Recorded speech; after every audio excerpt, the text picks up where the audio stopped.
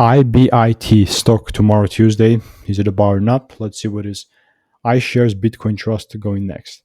This is a very short 1 minute video in which I'm covering technical analysis and price predictions on this thing, and I'm following my strategy that has given me thousands of wins only in 2023.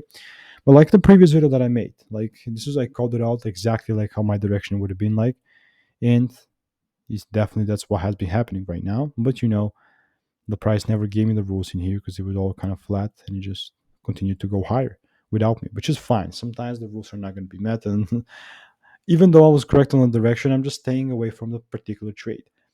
Honestly speaking, like with my directional bias, I'm still expecting the price to continue and do something like that. But the only approach that I will still have is if the price really just, um, if the price pulls back and then starts giving me some rules right here, then is the only way that I'm actually going to be bullish and take a trade here. But for right now, I mean, I'm good with just not being a part of this. So check out the first link in the description for more value, and I'll see you in the next one.